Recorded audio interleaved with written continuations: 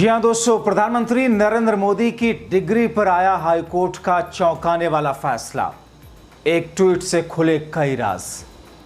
बहुत स्वागत है आप सभी का। आप देख रहे हैं द राजनीति का विशेष सेगमेंट खबर और विश्लेषण। मैं हूं जबार खान।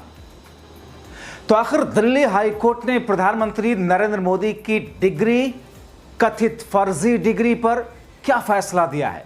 आखिर इस फैसले के बाद में कितनी मुश्किलें बीजेपी की बढ़ेंगी और कितनी मुश्किलें अब आने वाले वक्त में सीआईसी के सामने खड़ी होंगी, विस्तार से आपको दोस्तों बताते हैं। मगर इन तमाम चीजों के बीच में एक ट्वीट ने कई सारे वो कौन से राज खोले हैं जिसकी चर्चा एक बार फिर से होने लगी। दोस्तों, भारत के प्रधानमंत्री नरेंद्र मोदी की डिग्री असली है या फिर फर्जी, नकली, उस पर से अब पर्दा शायद ही उठ पाए, क्योंकि उनकी डिग्री सार्वजनिक करने वाले भारत सरकार के केंद्रीय सूचना आयोग के कानून को पलट दिया गया। इस फैसले से दिल्ली के राजनीतिक गलियारों में हलचल मचने के साथ पूरे देश में एक नई हलचल है। दिल्ली हाईकोर्ट के फैसले के खिलाफ लोग सवाल उठा रहे हैं कि आखिर केंद्रीय सूचना आयोग जो कि भारत सरकार का है, उसके कानून को पलटा क्यों गया? मगर गनीमत यह है कि इस बार अदालत से कानून पलटा गया, वरना इससे पहले तो चुनाव से जुड़े दस्तावेज, वीडियो, सीसीटीवी फुटेज दिए जाने वाले आदेश को तो मोदी सरकार और चुनाव आयोग ने मिलकर खुद ही हाईकोर्ट के उस फैसले को पलट दिया था। ठीक वैसे ही जैसे सुप्रीम कोर्ट ने कहा था कि मुख्य चुनाव आयुक्त और चुनाव आयुक्तों की नियुक्तियों में प्रधानमंत्री, नेता प्रतिपक्ष, सुप्रीम कोर्ट के सेजाई होंगे, मगर मोदी साहब ने उसे अकेले ही पलटकर सुप्रीम कोर्ट के चीफ जस्टिस की जगह अपने कैबिनेट के एक मंत्री को रख लिया था। खैर, अब मोदी साहब की डिग्री को सार्वजनिक करने वाले कानून को पलट दिया गया। बहरहाल, दिल्ली की राजनीतिक गलियारों और देश में उस समय और हलचल बढ़ी जब दिल्ली हाईकोर्ट ने यह फैसला दिया और मोदी की डिग्री से जुड़ी जानकारी सार्वजनिक करने के भारत के केंद्रीय सूचना आयोग यानी कि सीआईसी के आदेश को पलट दिया। यह मामला जो सालों से बहस का एक विषय बना हुआ था, एक नए मोड़ पर आ गया। इस फैसले ने न केवल सूचना के अधिकार यानी कि आरटीआई और निजता के अधिकार के बीच की बहस को फिर से हवा दी, बल्कि राजनीतिक आरोपों और कानूनी दांवपेच की एक नई कहानी भी लिख दी है। दोस्तों, आपको मोदी की डिग्री, मोदी की कथित फर्जी डिग्री पर देश के एक वरिष्ठ पत्रकार का एक ट्वीट जल्दी से दिखा देता हूं, जो काफी कुछ राज खोल रहा। दोस्तों, हाईकोर्ट ने यह नहीं कहा कि डिग्री असली है या डिग्री फर्जी है। हाईकोर्ट ने दरअसल उस कानून को पलटा है दोस्तों, जिस कानून के जरिए इनकी डिग्री सार्वजनिक की जानी थी, सबको दिखाई जानी थी, मगर ये भी डिग्री दिखाई नहीं जाएगी। वैसे तो आप मांगते हैं सबसे कागज दिखाओ, कागज दिखाओ, नागरिकता साबित करो, कागज ला लो, 10-11 दस्तावेज दे दिए, मगर आपकी जो डिग्री है, जिस देश की जनता ने आपको वोट देकर प्रधानमंत्री बनाया, आप उन्हीं को दिखाने से पीछे छुपा देते हैं। खैर, देश के वरिष्ठ पत्रकार हैं, उनका ट्वीट दिखाता हूं आपको, काफी अहम है, देखना, जो सारे राज खोलता है। वरिष्ठ पत्रकार हैं मुकेश कुमार, जो कि राज खोलते हुए जो कुछ कहते हैं उसे जरूर सुनना चाहिए। उन्होंने लिखा कि मोदी ने दिल्ली विश्वविद्यालय से बीए के प्रमाण पत्र के बिना 1983 में गुजरात विश्वविद्यालय से संपूर्ण राजनीति यानी कि एंटायर पॉलिटिकल साइंस में एमए कर लिया। वो आगे लिखते हैं कि मोदी दुनिया के इकलौते ऐसे शख्स हैं जिनके पास पूरे राजनीतिक विज्ञान यानी कि एंटायर पॉलिटिकल साइंस में मास्टर्स की डिग्री है। गुजरात विश्वविद्यालय के प्रोफेसर को भी 2014 के बाद इस कोर्स के बारे में पता चला। मोदी ने masters of entire political science की डिग्री में अकेले दाखिला लिया, अकेले परीक्षा दी, अकेले डिग्री ली। अभी तक किसी भी छात्र या प्रोफेसर ने मोदी के साथ पढ़ाई करने का दावा नहीं किया। भारत में कंप्यूटर के आने से पहले भी मोदी की डिग्री कंप्यूटर से छपती थी, उसकी टाइपिंग। 1978 में मोदी की डिग्री से पहले और उसके 10 साल बाद भी डिग्री विश्वविद्यालय यानी कि यूनिवर्सिटी के कर्मचारियों द्वारा हाथ से लिखी जाती थी, हैंड राइटिंग से। 1992 में माइक्रोस्कोप द्वारा पेटेंट कराया गया फॉन्ट 1978 में मोदी की डिग्री का प्रिंट करने के लिए इस्तेमाल किया गया। वो आगे लिखते हैं, मोदी की डिग्री रविवार में छपी जबकि दफ्तर बंद थे। इसी में से समय निकाल करके उन्होंने 1971 के बांग्लादेश मुक्ति आंदोलन में भी हिस्सा लिया था। एक और सबसे जरूरी बात, क्या आपको पता थी मोदी ने 2 बार जन्म लिया। पहला 29 अगस्त 1949 को, जो कि उनकी डिग्री पर लिखा है, और दूसरा 17 सितंबर 1950 को। 1950 में पैदा हुए मोदी ने 6 साल की उम्र में वडनगर रेलवे स्टेशन पर चाय बेची, लेकिन वडनगर में सिर्फ पटरियां ही गुजरती थी, स्टेशन था ही नहीं। वास्तविक रेलवे स्टेशन 1973 में बनाया गया, जब मोदी 23 वर्ष के थे। इमरजेंसी यानी कि आपातकाल के दौरान मोदी भूमिगत थे, यानी कि अंडरग्राउंड थे, लेकिन उन्होंने 1978 में दिल्ली विश्वविद्यालय में स्नातक कर लिया। एक और सबसे जरूरी बात, मोदी जी ने 35 साल भिक्षा मांग करके पेट भरा। भिक्षाटन से समय निकाल करके वे देशाटन भी चले जाते। हॉलीवुड के यूनिवर्सल स्टूडियो और पेरिस में एफिल टावर के सामने कोट पहन करके फोटो भी खिंचवाते थे। अगर आप लोग अभी भी नहीं मानते कि मोदी जी अलौकिक हैं, तो आप देशद्रोही हैं। नशा शराब का हो या अंधभक्ति का, एक ना एक दिन उतरता जरूर है, लेकिन जितनी देर होगी बर्बादी उतनी ही बड़ी होगी। दोस्तों, ये लंबा चौड़ा पोस्ट दरअसल एक्स पोस्ट देश के एक वरिष्ठ पत्रकार का है, जिन्होंने सटायर में कटाक्ष में लिखा। ये तो मोदी जी से जुड़े हुए कुछ तथ्य थे जो देश के जाने माने पत्रकार ने ट्वीट किए। अब आपको इस मामले से जुड़े हुए दूसरे तथ्य बताते हैं। दरअसल मोदी जी की डिग्री या कथित फर्जी डिग्री का यह पूरा मामला 2016 में तब शुरू हुआ जब दिल्ली के तत्कालीन मुख्यमंत्री अरविंद केजरीवाल ने प्रधानमंत्री मोदी से अपनी शैक्षणिक डिग्री सार्वजनिक करने की मांग की थी। और उसके बाद एक आरटीआई आवेदक नीरज शर्मा ने दिल्ली यूनिवर्सिटी से 1978 में बीए पास करने वाले सभी छात्रों के रिकॉर्ड मांगे, क्योंकि प्रधानमंत्री मोदी ने अपने चुनावी हल्फनामे में इसी साल 1978 में दिल्ली यूनिवर्सिटी से ग्रेजुएशन की बात की थी। विश्वविद्यालय से जानकारी देने से इनकार कर दिया गया था, यानी कि दिल्ली यूनिवर्सिटी ने कहा कि हम जानकारी नहीं दे सकते, यह कहते हुए कि एक निजी जानकारी है और इसका सार्वजनिक हित से कोई लेना देना नहीं। इसके बाद मामला सीआईसी के पास, यानी कि केंद्रीय सूचना आयोग,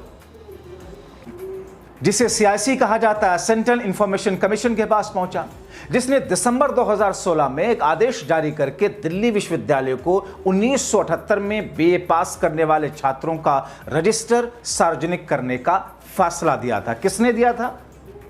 सीआईसी ने, केंद्रीय सूचना आयोग ने।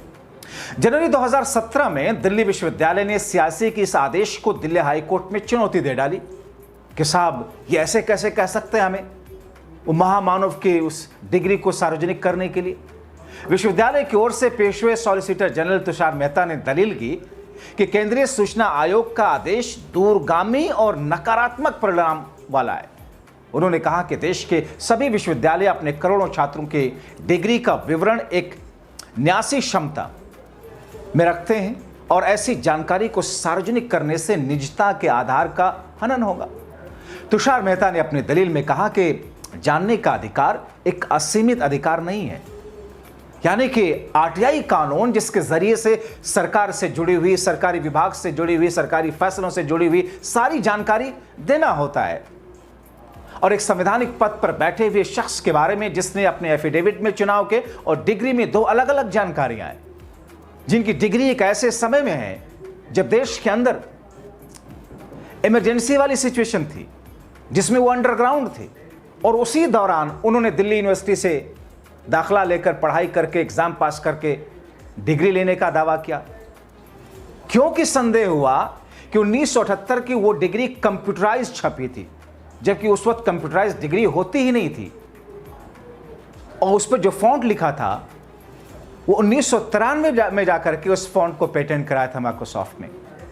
तो इतने सारे संदेहों के बीच में, इतने सारे शक के बीच में केंद्रीय सूचना आयोग ने कहा कि साहब सार्वजनिक कीजिए। दिल्ली यूनिवर्सिटी का ना नहीं साहब नहीं कर सकते सार्वजनिक।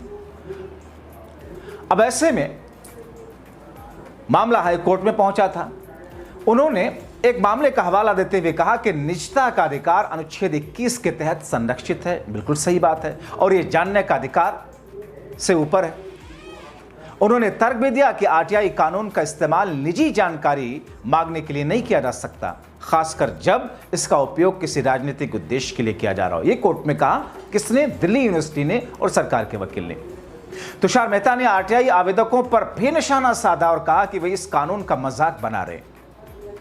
मतलब अगर माननीय नॉन बायोलॉजिकल साहब कथित झूठ बोलें तो वो ठीक है, वो नैतिकता के दायरे में नहीं आता है।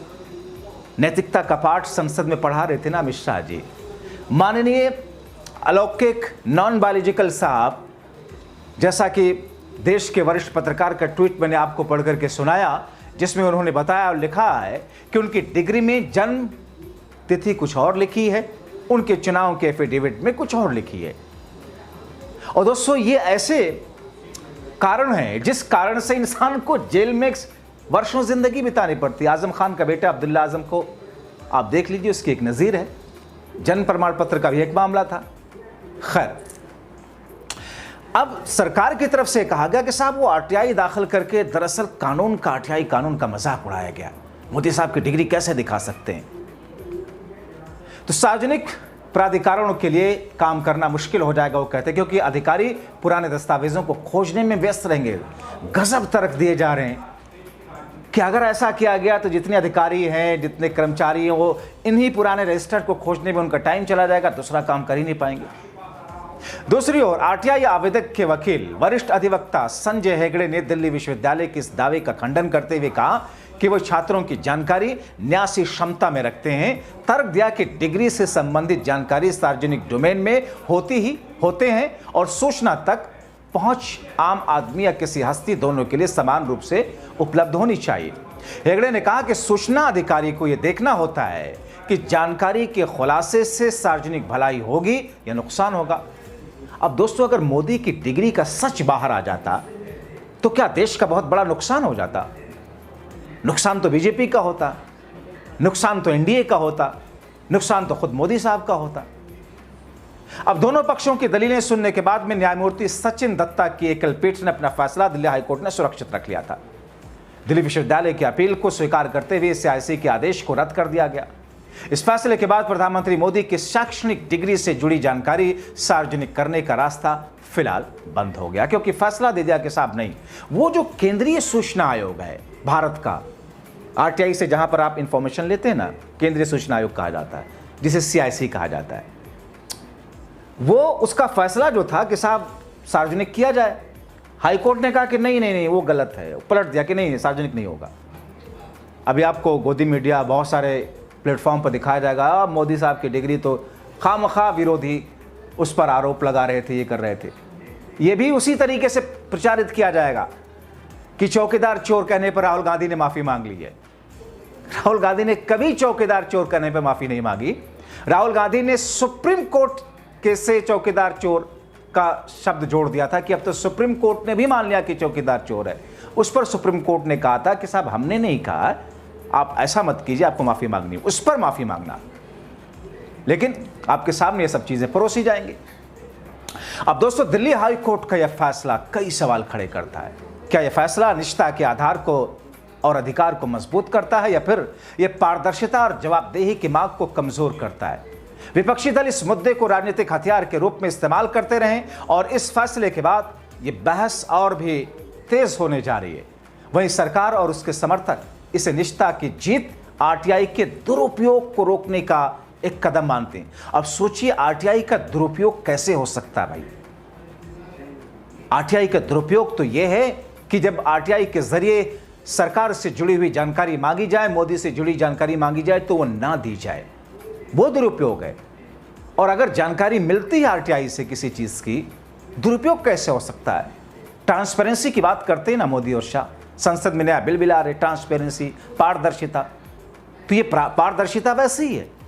देश को पता होना चाहिए ना कि उसने जिस शख्स को देश के सबसे महत्वपूर्ण गद्दी पर बिठा रखा है, वो शख्स उस काबिल है भी कि नहीं, उस शख्स को उतना ज्ञान है भी कि नहीं। क्योंकि दोस्तों, ज्ञान का पैमाना तो एक पैमाना तो डिग्री भी होता है। खैर, अभी देखना होगा कि ये कानूनी लड़ाई यहीं खत्म हो जाती है, इससे आगे चुनौती होती है। क्या इस फैसले को भारत का केंद्रीय सूचना आयोग सीआईसी सुप्रीम कोर्ट में चुनौती देगा? मुझे तो फिलहाल नहीं लगता, क्योंकि आप देखें कैसे अभी सीएसडीएस का जो आंकड़ा था चुनाव से जुड़ा हुआ, और संजय नाम के शख्स जो उसके उस ऑर्गेनाइजेशन के CSDS के एक तरीके से को चेयरमैन है, उन्होंने जो आंकड़ा दिया था, अब जाकर के 1 हफ्ता पहले, 6 दिन पहले, 5 दिन पहले उन्होंने अचानक माफ़ी मांग ली कि साहब वो आंकड़ा मैंने गलत दे दिया था, हमसे गलती हो गई थी, माफ़ी मांगता हूँ खुले तौर पर। चुनाव कितने दिनों के बाद? बहुत सारे लोग कहते हैं कि साहब ये तो सरकार की तरफ से दबाव डाला जा रहा है कि साहब आपने जो आंकड़ा पेश किया था, जिस आंकड़े को विपक्ष भी उठाता है, आप वो आंकड़ा ही बदल दीजिए। तो उसका तरीका क्या हो सकता है कि साहब आप माफ़ी मांग लीजिए और कह दीजिए वो आंकड़ा गलत था। मैं नहीं कह रहा हूं कि हाईकोर्ट का फैसला गलत है या सही है, लेकिन हाईकोर्ट के फैसले के जो आधार हैं, हालांकि अभी उस फैसले की पूरी कॉपी आना बाकी है। शुरुआती जो खबर सामने आई मैं तत्काल तौर पर आपके सामने लेकर के आया, लेकिन इस फैसले से देश की जनता खुश नहीं है। ऐसे में दोस्तों, आप क्या कहेंगे हाईकोर्ट के इस फैसले को लेकर के? क्या देश की जनता को यह जानने का हक नहीं कि जिस शख्स को प्रधानमंत्री की कुर्सी पर बिठाया है वो शख्स पढ़ा लिखा है भी या नहीं? क्या हाईकोर्ट के फैसले को चुनौती दिया जाना सुप्रीम कोर्ट में चाहिए या नहीं? क्या केंद्रीय सूचना आयोग, जिसके फैसले को पलटा हाईकोर्ट ने, सूचना आयोग अब जाएगा सुप्रीम कोर्ट? जाना तो चाहिए। आप क्या कहते हैं? अपनी राय कमेंट बॉक्स में जरूर लिखें। अभी के लिए इतना ही, बहुत शुक्रिया।